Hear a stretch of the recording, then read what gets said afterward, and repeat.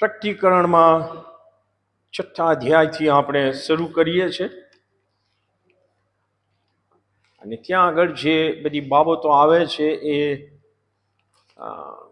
નવા કરારમાં પ્રભુ ઈસુ ખ્રિસ્તે કહેલી ઘણી બધી બાબતો સાથે એ બાબતો સંકળાયેલી છે અને તેથી તમે મારી સાથે માથીની સુવાર્તાનો 24મો અધ્યાય ખોલશો એવી મારી વિનંતી છે.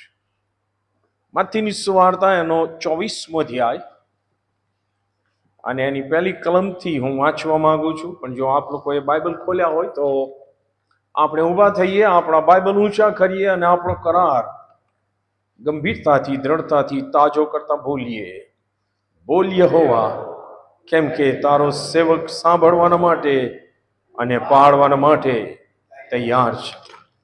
આમેન. અને ઈસુ મંદિરમાંથી નીકળીને માર્ગે ચાલતા હતા ત્યારે તેમના શિષ્યો તેમને મંદિરના બાંધકામો બતાવવાને તેમની પાસે આવ્યા. એ આખું કોમ્પ્લેક્સ હતું કે જેમાં મંદિર સિવાય પણ બીજા ઘણા બધા મકાનો હતા. ત્યારે તેમણે ઈસુએ તેઓને કહ્યું, શું તમે એ બધા શિષ્યોએ ઈસુને કહ્યું, શું તમે એ બધા નથી જોતા? વેઇટ અ મિનિટ. ત્યારે તેમણે ઈસુએ તેઓને શિષ્યોને કહ્યું, શું તમે એ બધા નથી જોતા? હું તમને ખરેખર કહું છું કે પાડી નહીં નંખાય એવો એક પણ પથ્થર બીજા ઉપર અહીં રહેવા દેશે નહીં.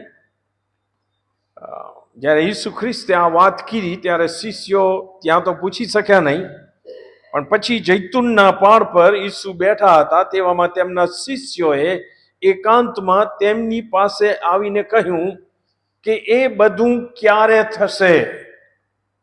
3 સવાલ જબરજસ્ત પૂછે છે. એ બધું ક્યારે થશે અને તમારા આવવાની તથા જગતના અંતની શી નિશાની થશે તે અમને કહો. ત્યારે ઈસુએ તેઓને કહ્યું, સાવધાન રહો કે તમને કોઈ ભૂલાવે નહીં, કેમ કે હું તો ખ્રિસ્ત છું એમ કહેતા ઘણા મારે નામે આવશે અને તેઓ ઘણાને ભૂલાવશે. અને લડાઈઓ તથા લડાઈઓની અફવા તમારા સાંભળવામાં આવશે, પણ જોજો, ગભરાતા ના, કેમ કે એ બધું થવાની અગત્ય છે, પણ તેટલેથી અંત નહીં આવે. કેમ કે પ્રજા પ્રજાની વિરુદ્ધ, રાજ્ય રાજ્યની વિરુદ્ધ ઉઠશે. દુખાડો તથા મરકીઓ તથા સ્થળે સ્થળે ધરતીકંપ થશે. પણ એ બધા તો દુઃખોનો આરંભ જ છે. ત્યારે તેઓ તમને વિપત્તિમાં નાખશે અને તમને મારી નાખશે અને મારા નામને લીધે સર્વ પ્રજાઓ તમારો દ્વેષ કરશે. અને તે સમયે ઘણા ઠોકર ખાશે અને એકબીજાને પરસ્વાધીન કરાવશે અને એકબીજા પર વેર રાખશે. અને જૂઠા પ્રબોધકો ઘણા ઉઠશે અને ઘણાને ભૂલાવશે. અને અન્યાય વધી જવાના કારણથી ઘણા ખરાનો પ્રેમ ઠંડો થઈ જશે. પણ અંત સુધી જે કોઈ ટકશે તે જ તારણ પામશે. અને સર્વ પ્રજાઓને સાક્ષીરૂપ થવા માટે રાજ્યની આ સુવાર્તા આખા જગતમાં પ્રગટ કરાશે અને ત્યારે જ અંત આવશે. 23મી કલમથી. ત્યારે જો કોઈ તમને કહે, જુઓ, ખ્રિસ્ત અહીં અથવા ત્યાં છે, તો તમે માનતા ના, કેમ કે જૂઠા ખ્રિસ્ત તથા જૂઠા પ્રબોધકો ઉઠશે અને એવા મોટા ચમત્કાર તથા અદ્ભુત કૃત્યો કરી બતાવશે કે જો બની શકે તો પસંદ કરેલાઓને પણ તેઓ ભૂલાવશે. આ ઈસુ ખ્રિસ્ત કહે છે. જુઓ, મેં અગાઉથી તમને કહ્યું છે. એ માટે જો તેઓ તમને કહે કે જુઓ તે રાનમાં છે, તો બહાર ન જતા. જુઓ તે ઓરડીમાં છે, તો ન માનતા, કેમ કે જેમ વીજળી પૂર્વથી નીકળીને પશ્ચિમ સુધી ચમકે છે, તેમજ માણસના દીકરાનું આવવું થશે. જ્યાં મુર્દું હોય ત્યાં ગીધો એકઠા થશે. અને આપણે બોલીએ આમેન અને બેસીએ. આમેન. મારી સાથે હવે તમે પ્રકટીકરણના 6થા અધ્યાયમાં આવો.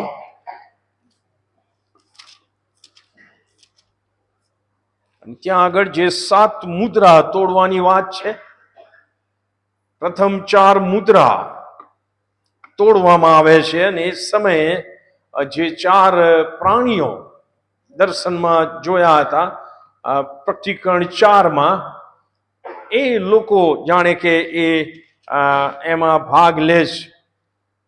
પહેલી અને બીજી કલમ હું વાંચીશ. જ્યારે હલવાને એટલે કે ઈસુ ખ્રિસ્તે તે 7 મુદ્રામાંની એકને તોડી, ત્યારે મેં જોયું તો 4 પ્રાણીઓમાંના એકને મેં બોલતા સાંભળ્યા. અને જે પહેલું પ્રાણી છે 4થા અધ્યાયમાં, એ સિંહના જેવું છે. જાણે ગર્જના થતી હોય તેવા અવાજથી તેણે કહ્યું, આવ. અને મેં જોયું તો જુઓ, એક સફેદ ઘોડો હતો, અને તેના પર જે બેઠેલો હતો તેની પાસે એક ધનુષ્ય હતું, અને તેને મુગટ આપવામાં આવ્યો, અને તે જીતતો તથા જીતવા માટે નીકળ્યો. જ્યારે તેણે બીજી મુદ્રા તોડી, ત્યારે મેં બીજા પ્રાણીને, કે જે વાછરડાના જેવું હતું, એમ કહેતા સાંભળ્યું કે આવ. ત્યારે બીજો લાલ ઘોડો નીકળ્યો, અને તેના પર જે બેઠેલો હતો તેને પૃથ્વી પરથી શાંતિ લઈ લેવાની સત્તા આપવામાં આવી, જેથી તેઓ એકબીજાને મારી નાખે. વળી તેને એક મોટી તરવાર આપવામાં આવી.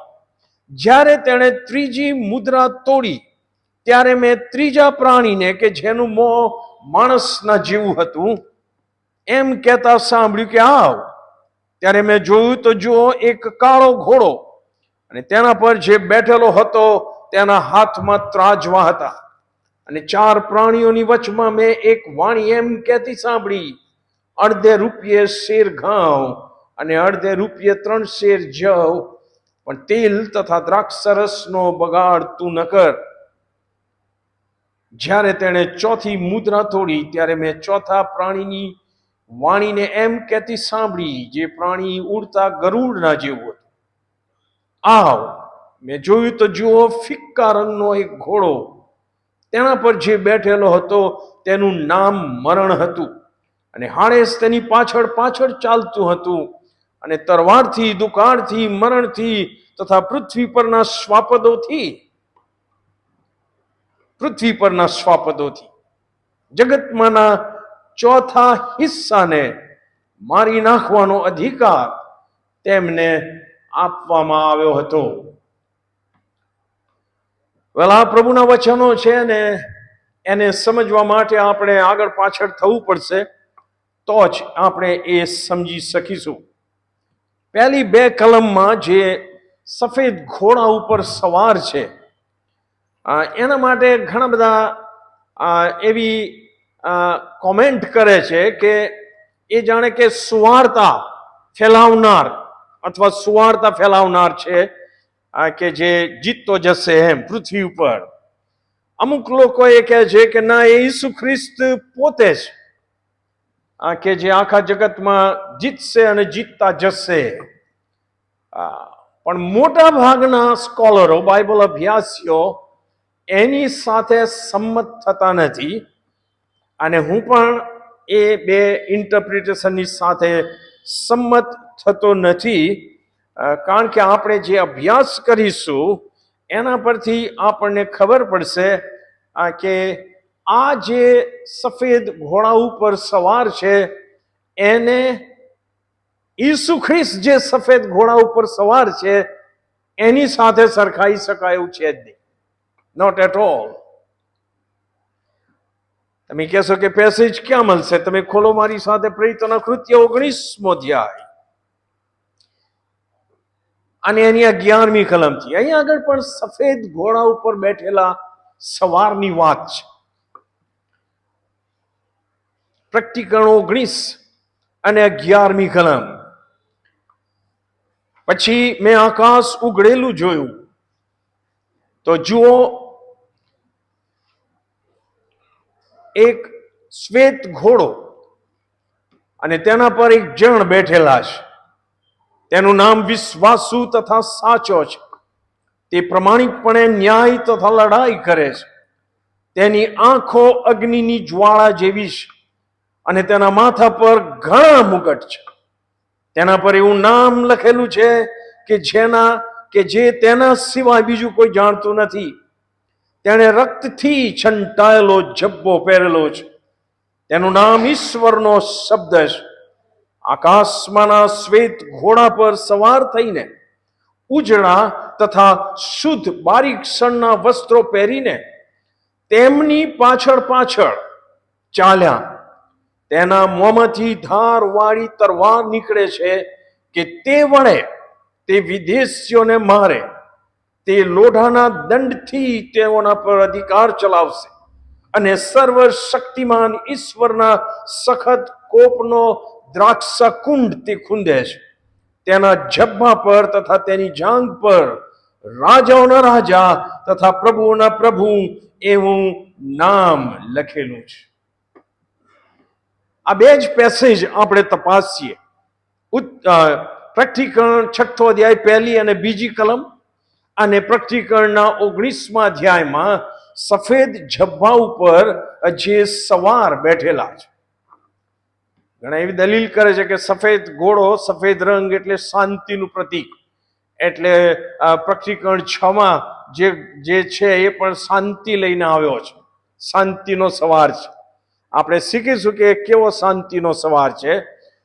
પણ જો મેં ઓબ્ઝર્વેશન્સ કર્યું આ બંને પેરેગ્રાફનું, તો આટલા ડિફરન્સીસ મને જોવા મળ્યા. પહેલું જે સામ્ય જોવામાં મળ્યું કે બંને સવાર સફેદ ઘોડા પર બેઠેલા છે. યસ ઓર નો? બંને સવાર, આટલું જ સામ્ય મને બંને પેરેગ્રાફમાં દેખાય છે. એ સિવાય એક પણ સામ્ય મને ત્યાં દેખાતું નથી. હવે તમે, હું આને 6થા અધ્યાયમાં છે એને એ સવાર કહીશ, અને 19મા અધ્યાયમાં છે એને સવાર બી કહીશ. રાઈટ? મેં કીધું એમ સામ્ય ખાલી શ્વેત ઘોડાનું છે, બીજું કશું નથી. હું તમને સવાલ પૂછું છું કે આ પ્રકટીકરણ 6માં જે છે એને નામ આપવામાં આવ્યું છે, એનું નામ ત્યાં લખવામાં આવ્યું છે? નથી,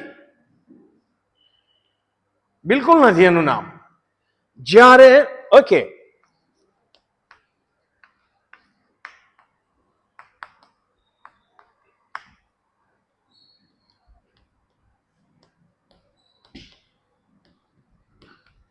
આ 11 થી 11 આગળ. ઓકે, સો આને નામ આપવામાં આવ્યું નથી. અહીંયા આગળ કેટલા નામ આપ્યા છે મને લખાવો તમે. વિશ્વાસુ અને સારો. રાઈટ? સો અહીંયા આપ્યું છે વિશ્વાસુ અને સાચો. Okay, faithful and trustworthy. Right? બીજું કયું નામ છે? ઈશ્વરનો શબ્દ. ત્રીજું કયું નામ છે? તમે આ રીતે બાઇબલ સ્ટડી ઘરે કરી શકો છો. રાજાઓનો રાજા અને પ્રભુઓનો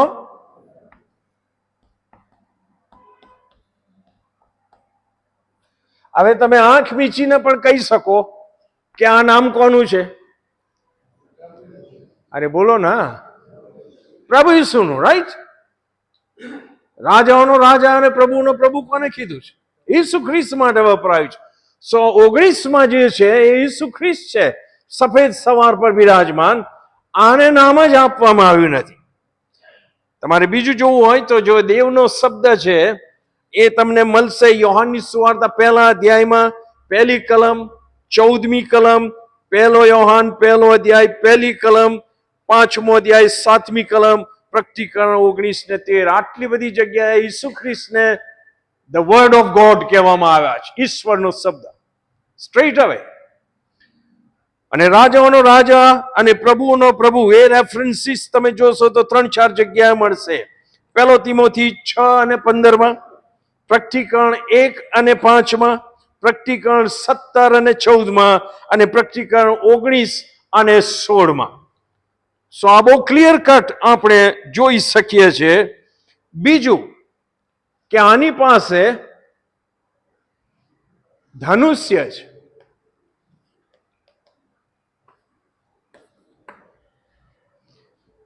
ઈસુ ખ્રિસ્તના મોંમાંથી ધારવાળી તલવાર નીકળે છે એવું લખ્યું છે, રાઈટ? તો એ જે લડાઈ કરશે એ શબ્દથી કરશે, એમને તલવારની કે એની કોઈ જરૂર નહીં પડે. એનો અર્થ એ થાય છે, તમે સમજો, હું લખતો નથી અહીંયા આગળ, પણ ઈસુ ખ્રિસ્ત પાસે આવી તલવાર કે આવું હથિયાર નથી. એમની પાસે ખાલી એમના શબ્દોમાં એ પાવર છે કે એ જીત મેળવી શકે છે. એટલું જ નહીં, આના માથે કેટલા મુગટ છે?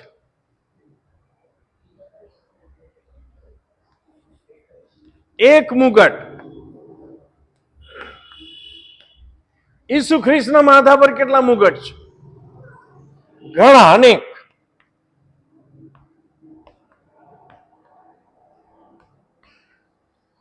અનેક મુગટ છે, રાઈટ? અહીંયા સમજવા જેવું છે કે આને મુગટ આપવામાં આવ્યો છે એવું લખ્યું છે. સો આની ઉપર કોઈ હાયર ઓથોરિટી છે કે જેણે મુગટ આપ્યો છે? યસ ઓર નો? ઈસુ ખ્રિસ્તના માથા પર ઘણા મુગટ છે જ, એમને આપવામાં આવ્યા નથી because he is God. Yes or નો?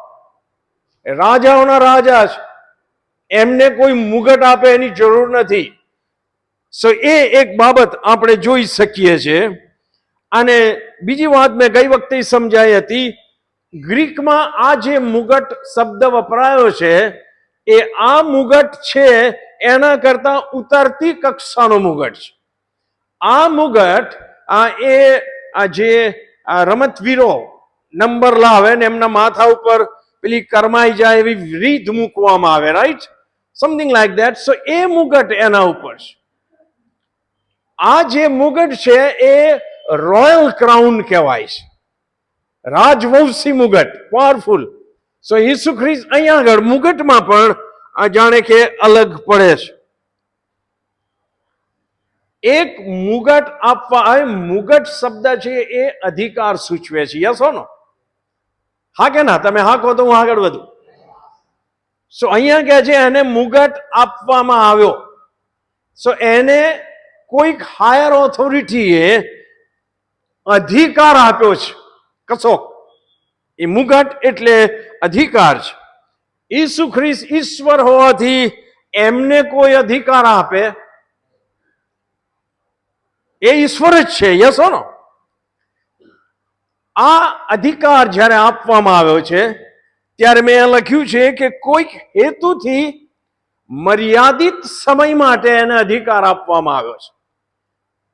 કોઈક હેતુથી મર્યાદિત સમય માટે આ સવારને અધિકાર આપવામાં આવ્યો છે, જ્યારે ઈસુ ખ્રિસ્ત પાસે અમર્યાદિત અધિકાર છે. Yes or no?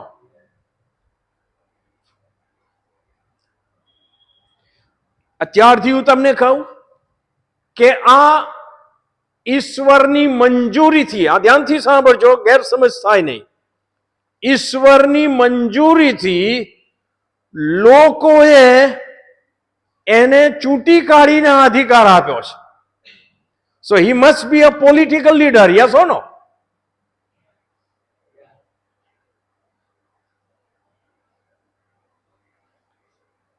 તમારી ઈચ્છા પ્રમાણેના વડાપ્રધાન ના ચૂંટાય તો તમે દુઃખી થઈ જાઓ છો? નહીં થવાનું, બિલકુલ નહીં. કારણ કે સોવરિન ગવર્મેન્ટ કોણ છે? ઈશ્વર છે. આ સમજો સાહેબ, તો જ આ પૃથ્વી પરના જીવનમાં આપણે જીવી શકીશું. So this must be a political leader. પણ આ તો ઈશ્વર જ છે, ઈસુ ખ્રિસ્ત. અને માથી 24 અને 18 ઉત્થાન પામેલા ખ્રિસ્તે શિષ્યોને શું કીધું? આકાશમાં તથા પૃથ્વી પર સર્વ અધિકાર મને આપવામાં આવ્યો છે. એ કેમ કહેવું પડ્યું એમણે? કારણ કે એ પોતાની ગ્લોરી, પોતાનો પાવર, પોતાની ઓથોરિટી મૂકીને મનુષ્ય બન્યા હતા. હા કે ના? વાંચો યોહાનની સુવાર્તાના 17મા અધ્યાયની 1 થી 5 કલમમાં એ પ્રાર્થના કરે છે કે પ્રભુ, જે પહેલાનો મહિમા હતો એ મને આપજે, કેમ કે મેં તમારી ઈચ્છા હવે પૂરી કરી છે.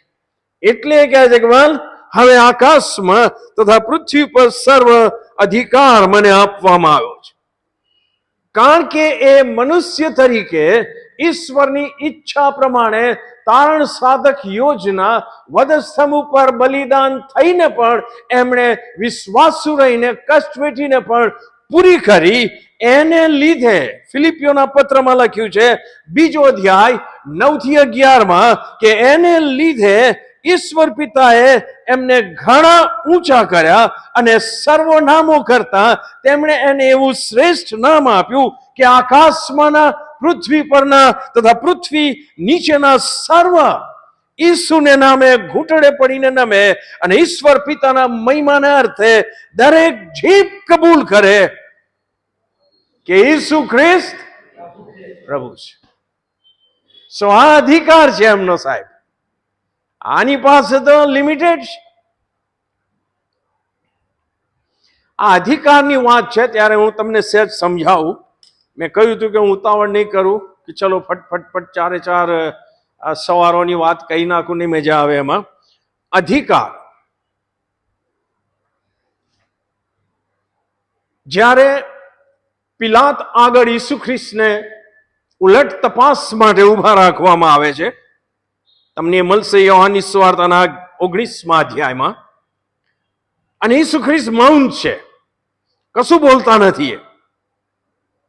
ત્યારે પિલાત પોતાનો અધિકાર દેખાડતા ઈસુ ખ્રિસ્તને શું કહે છે? શું તું મને કશું કહેતો નથી? તને છોડી દેવાનો અધિકાર મને છે અને તને વધસ્તંભે જડવાનો અધિકાર પણ મને છે. એ શું તું જાણતો નથી? ઈસુને કહે છે, યુ ડોન્ટ નો? મારી પાસે ઓથોરિટી છે, તને હું છોડી મૂકી શકું છું અને તને હું વધસ્તંભે જડવાના માટે સોંપી પણ શકું છું. ઈસુ ખ્રિસ્તનો આન્સર જુઓ સાહેબ. આજે પાવર અને ઓથોરિટીની વાત કરીએ છીએ ને આપણે. ઈસુ ખ્રિસ્ત શું કહે છે? ઉપરથી, એટલે કે ઈશ્વર પાસેથી તમને અપાયા વગર મારા પર તમને કંઈ પણ અધિકાર ન હોત. Pilate, you are governor, Roman governor, પણ એ પણ ઈશ્વરની મહાન યોજનામાં એમની પરમિશનથી તને આ અધિકાર મળ્યો છે કે તું કાં તો મને છોડી દે તો તું કાં તો મને વધસ્તંભે જડાવ. યસ ઓર નો? તમે છો કે નહીં મારી સાથે? સમજો એને. ઓકે. અને તેથી તમે જો રોમનોના પત્રના 13મા અધ્યાયની 1લી કલમમાં પણ સંત પાઉલ કહે છે, ઘણાને નથી ગમતું કે તમે તમારા અધિકારીઓ માટે, પ્રેસિડેન્ટો માટે, વાઇસ પ્રેસિડેન્ટ માટે કે તમારા પ્રાઇમ મિનિસ્ટર માટે એને પ્રાર્થના કરો છો કે ના, એ તો પ્રભુને ઓળખતા નથી, એમના માટે શું પ્રાર્થના કરવાની? Don't do that. They are under God's government. Yes or no? અને તેથી શું કહે છે રોમી 13:1માં? ઈશ્વરના, સંત પાઉલ પવિત્ર આત્માની પ્રેરણાથી કહે છે, ઈશ્વરના તરફથી ન હોય એવો કોઈ અધિકાર નથી. જે અધિકારીઓ છે તે ઈશ્વરથી નિમાયેલા છે. સારો હોય કે ખરાબ હોય, કારણ કે ઈશ્વર એમની જબરજસ્ત મહાન યોજના પૂરી કરી રહ્યા છે. યસ ઓર નો? તમને ખ્યાલ છે જ્યારે ઈસ્રાયેલ પ્રજાને પાઠ ભણાવવાનો હતો ઉત્તરના રાજ્યને, ત્યારે એમણે આસુર પ્રજાને પસંદ કરી અને આસુર રાજાએ એમનો ખાત્મો બોલાયો. જ્યારે યહૂદાના રાજ્યને પ્રભુ શીખવવા માંગતા હતા ત્યારે બાબેલનો રાજા નબુકાદનેસાર, અને યશાયાના પુસ્તકમાં લખ્યું છે કે નબુકાદનેસાર એ મારો સેવક છે. C that? આ સમજો સાહેબ તમે.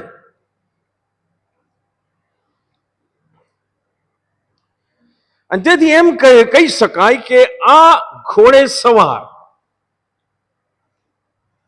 જે પ્રકટીકરણ 6માં આપણે જોઈએ છે 1લી-2જી કલમમાં, એ ઘોડે સવારને પણ ઈશ્વરની મંજૂરીથી આ પૃથ્વી ઉપર કંઈક કરવાનો અધિકાર આપવામાં આવ્યો છે.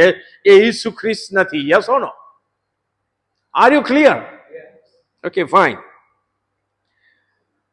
બીજો જે તફાવત મને દેખાયો એ આ પ્રથમ સવારની પાછળ જ્યારે બીજું અને ત્રીજી અને ચોથી મુદ્રા તોડવામાં આવે છે ત્યારે લાલ ઘોડો, કાળો ઘોડો અને ફિક્કા ઘોડા ઉપર સવારો આવે છે. Yes no? અને મેં વાંચ્યું, જે લાલ ઘોડા પરનો સવાર છે એને કયો અધિકાર આપવામાં આવ્યો છે? પૃથ્વી પરથી શાંતિ લઈ લેવાનો અધિકાર. આ સમજો તમે, પૃથ્વી પર અત્યારે તમે અશાંતિ જુઓ છો, એનું કારણ કે અશાંતિ થઈ જ રહી છે. પણ આ જયારે આવશે ત્યારે તો તકલીફ વધી જવાની સાહેબ. કાળો ઘોડો એ શીખીશું ત્યારે શીખીશું, પણ એક પ્રકારની અછત અથવા દુકાળની જાણે કે જાહેરાત કરે છે. અને જે ફિક્કો ઘોડો છે, પેલ હોર્સ, એ સવારનું નામ છે મરણ. અને જુદી જુદી રીતે પૃથ્વી ઉપર મરણ આવશે. અને એટલી હદ સુધી લખ્યું છે કે આ સવારને ચોથા ભાગના લોકોને મારી નાખવાનો અધિકાર આપવામાં આવે છે. યસ ને?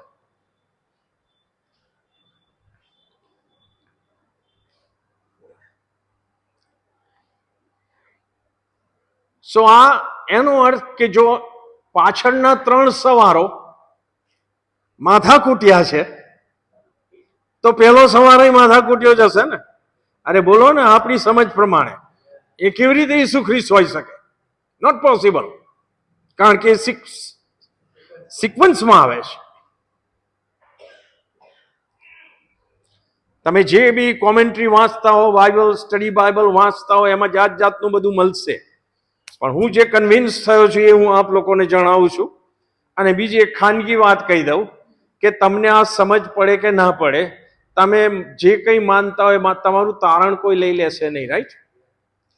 અરે બોલો ના, આ તો આપણો વિશ્વાસ વધે એટલે આપણે બાઇબલ સ્ટડી કરીએ છીએ.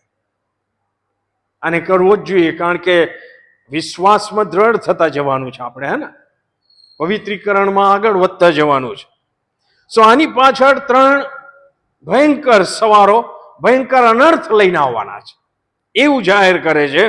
જ્યારે ઈસુ ખ્રિસ્તની પાછળ તમે વાંચો પ્રકટીકરણ 19 અને એની 14મી કલમમાં જે લખ્યું છે, ઈસુ ખ્રિસ્તની પાછળ આકાશમાંના સૈન્યો સફેદ ઘોડા પર ઉજળા તથા શુદ્ધ બારીક શણના વસ્ત્રો ધારણ કરીને આવી રહ્યા છે. તો ઈસુ ખ્રિસ્તને એમની સાથે પણ જાણે કે પોતાનો અધિકાર વહેંચ્યો છે. એમને પણ સફેદ ઘોડા આપ્યા છે. Yes no? અને જે પ્રભુના સેવકો છે, સ્કોલરો છે, એ માને છે કે આ મંડળી છે, જે ઉંચકાયેલી મંડળી છે, they are believers, the bride of Christ, ખ્રિસ્તની કન્યા છે.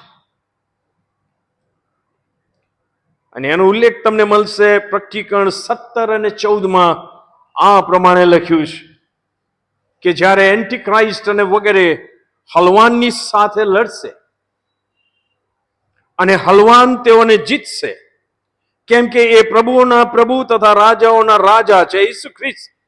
અને એમની સાથે જેઓ છે, કોણ છે એમની સાથે? જેઓ તેડાયેલા, પસંદ કરેલા તથા વિશ્વાસુ છે, તેઓ પણ જીતશે. અને તેથી ઈસુ ખ્રિસ્તની પાછળ જે આકાશી સૈન્ય આવી રહ્યું છે, એ તાણ પામેલાઓનું, તેડાયેલાઓનું, પસંદ કરાયેલાઓનું વિશ્વાસુ સૈન્ય છે. Yes no? બહુ સ્પષ્ટ વાત છે. અને તેથી આને આપણે એક લેવલે મૂકી શકીએ નહીં, એ યાદ રાખજો. છેલ્લે આ બધા જ તથ્યો આપણે જોયા. તમે કહેતા હો તો હું રિપીટ કરું, પણ હું વોટ્સએપ ઉપર મૂકું છું, પછી તમે એમાં જઈ શકો છો ફરી. આ બધા જ ઓબ્ઝર્વેશન્સ આપણે કર્યા, આ બધા તથ્યો આપણે કાઢ્યા. અને એ જે સફેદ ઘોડા પર બેઠેલ સવાર છે, આપણને પહેલી દ્રષ્ટિએ એવું લાગે કે એ હાંસલ કરેલ ફતેહ, વિજય, સફળતા, અધિકાર એ જીતતો જશે અને જીતતો જશે એવું લખ્યું છે, એટલે એના સામ્રાજ્યની, એના અધિકારની વૃદ્ધિ થયા કરશે. એ લોકો પર મેળવેલી સત્તાની નિશાની છે. આ એક એવો પોલિટિકલ લીડર આવશે કે જેની સત્તા ધીમે ધીમે ઓલ ઓવર ધી વર્લ્ડ થવાની છે, એમ એનો અર્થ ઘણા કરે છે. અને આ પોલિટિકલ લીડર છે કે જે સામર્થ્યવાન હશે, એની અસરકારક વગ હશે, શાખ એની જબરજસ્ત હશે. Powerful charismatic political leader of the whole world, આખી પૃથ્વી પર સત્તા ધરાવનાર આ રાજકીય નેતાનું ચિત્ર છે. અને એ પણ ઈશ્વરની મંજૂરીથી આવશે. અને ઇન શોર્ટ એને એન્ટી ક્રાઇસ્ટ કહેવામાં આવે છે. ખ્રિસ્ત વિરોધી આવશે. એનો અર્થ કે જો એણે સફેદ ઘોડો ને વગેરે વગેરે કર્યું છે, તો એણે ઈસુ ખ્રિસ્તની નકલ કરવાની કોશિશ કરી. કે જેમ અત્યારે અચ્છા અમુક જણા તો કહે છે કે ના, ઈસુ ખ્રિસ્તનું વર્ણન છે. No, he is not.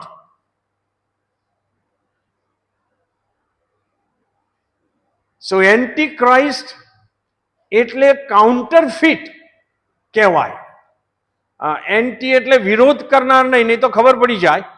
Anti એટલે કાઉન્ટરફિટ, એ ખોટો છે, હું સાચો છું. Something like that. નકલી નોટો, yes or no, that is called counterfeit notes. So આ જે એન્ટી ક્રાઇસ્ટ, ખ્રિસ્ત વિરોધી છે, એ રીતે આવવાનો છે.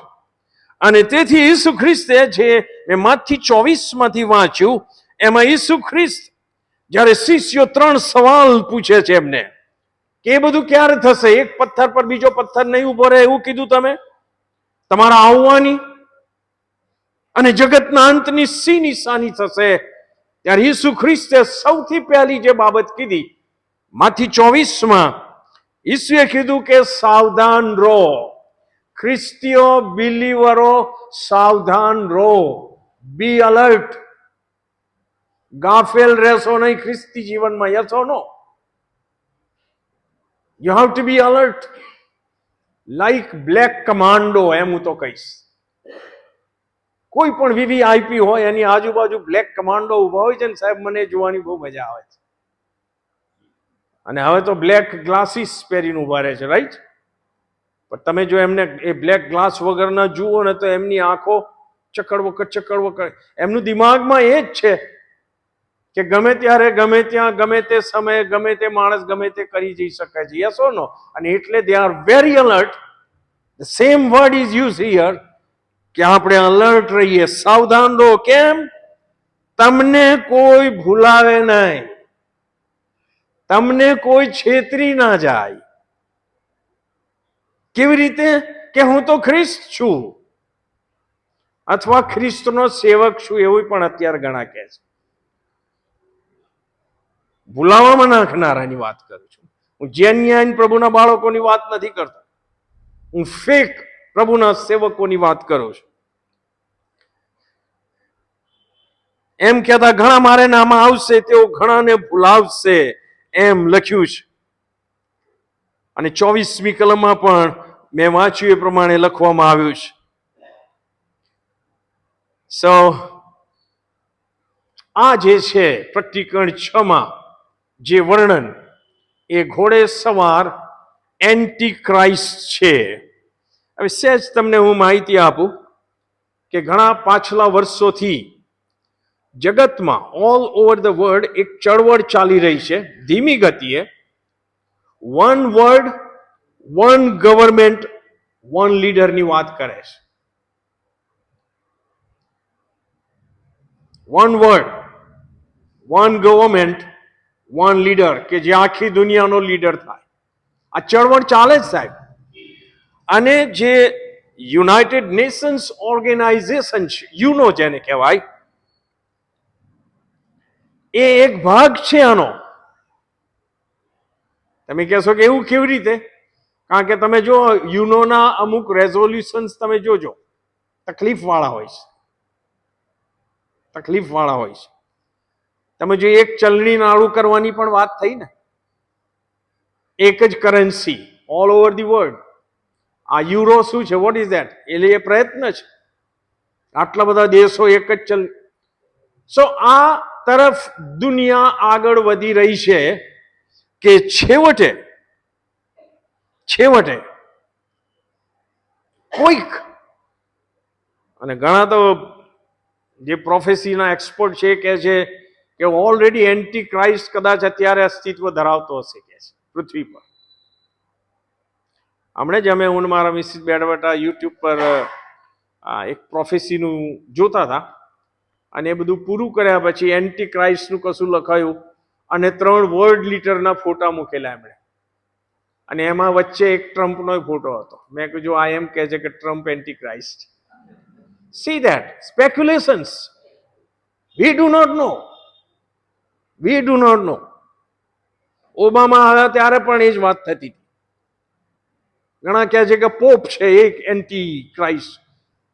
તમે ખોલીને વાંચો સાહેબ, અત્યારે there is a confusion. પણ આ જે કહે છે એ પ્રમાણે એન્ટી ક્રાઇસ્ટ આવશે.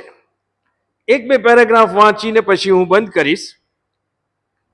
આ એન્ટી ક્રાઇસ્ટ જે વર્લ્ડ લીડર આવશે, 2 થેસાલોનિકી એનો 2 અધ્યાય 3 અને 4 કલમમાં એને મેન ઓફ લોલેસનેસ કહે છે. મેન ઓફ લોલેસનેસ આ એન્ટી ક્રાઇસ્ટનો ટાઇટલ છે.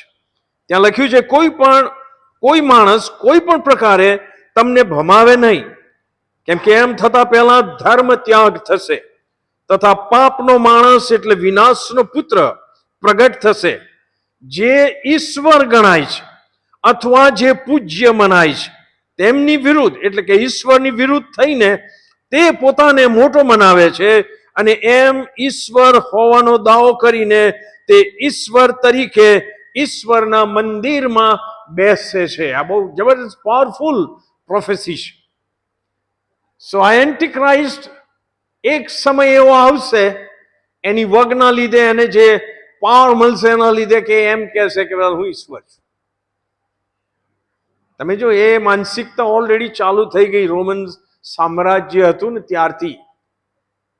કારણ કે રોમન સામ્રાજ્ય કહે છે કે જેમાં કદી સૂરજ આથમતો નથી, એટલું બધું એમણે હાંસલ કર્યું. અને એ રોમન જે સમ્રાટ હતા એમના દિમાગમાં એ થયું કે હું જ ઈશ્વર છું. પોતાના સ્ટેચ્યુ બનાવે ને એમાં કેટલા ક્રિશ્ચનો શહીદ થયા, રાઈટ? કારણ કે એ ફોર્સ કરતા હતા કે તમે એવું બોલો કે સીઝર ઇઝ લોર્ડ, કાઇસાર પ્રભુ છે એવું બોલો, અને બિલીવર કહે છે કે no, Caesar is not lord, Jesus is lord. Yes or no? So આ બધી માથાકૂટો સાહેબ વર્ષોથી શરૂ થઈ ગઈ છે, અને એની સ્પીડ વધી રહી છે, એની માત્રા, એની ઇન્ટેન્સિટી વધી રહી છે. પ્રકટીકરણ 13:1-4 આ એન્ટી ક્રાઇસ્ટને ધ બીસ્ટ કહેવામાં આવે છે. બીસ્ટ, શ્વાપદ. ત્યાં લખ્યું છે, પછી આ યોહાન જ લખે છે, એને જે દર્શન થયું એમાં, પછી મેં એક શ્વાપદને સમુદ્રમાંથી નીકળતું જોયું. તેને 10 શિંગડા અને 7 માથા હતા, અને તેના શિંગડા પર 10 મુગટ હતા, અને તેના માથા પર ઈશ્વર નિંદક નામો હતા. જે શ્વાપદને મેં જોયું તે ચિત્તાના જેવું હતું, તેના પગ રીંછના પગ જેવા હતા, તેનું મોં સિંહના મોં જેવું હતું, અને અજગરે એટલે કે શેતાને, એન્ટી ક્રાઇસ્ટ ઇઝ નોટ સેટન, અને શેતાને, અજગરે પોતાનું પરાક્રમ, પોતાનું રાજ્યસન તથા મોટો અધિકાર આ બીસ્ટને આપ્યા, અને તે તેના માથામાંના એકને મરણતોલ ઘાયલ થયેલું મેં જોયું, પણ તેનો પ્રાણ ઘાતક ઘા રૂઝાયો, અને આખું જગત શ્વાપદને જોઈને આશ્ચર્ય પામ્યું. એવું કહેવાય છે કે આ શ્વાપદ મરણ પામ્યું અને પછી થોડા સમય પછી પાછું જીવતું થયું, નકલ કરી ઈસુ ખ્રિસ્તની. આખું જગત એની પાછળ એ જૂઠમાં જશે કે છે, અને તેઓએ શ્વાપદની પણ આરાધના કરી વગેરે વગેરે. આટલું પૂરતું છે આજના બાઇબલ સ્ટડી સમયમાં, પણ આના ઉપર મનન કરતા રહેજો કે છેવટે તો ઈસુ ખ્રિસ્ત છે. પણ ઈશ્વરની યોજના, ઈશ્વરની પરમિશનથી કેટલીક બાબતો પૃથ્વી ઉપર થવાની છે.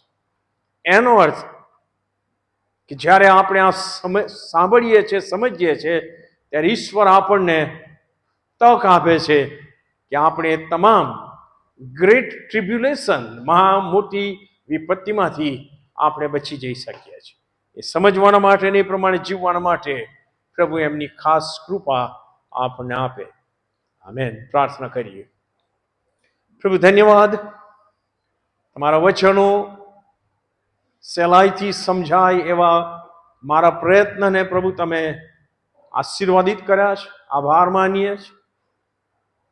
અને એ સગળી બાબત અમારા વિશ્વાસને વધારે દ્રઢ કરે છે કે છેવટે તો તમે જ રાજાઓના રાજા અને પ્રભુઓના પ્રભુ છો.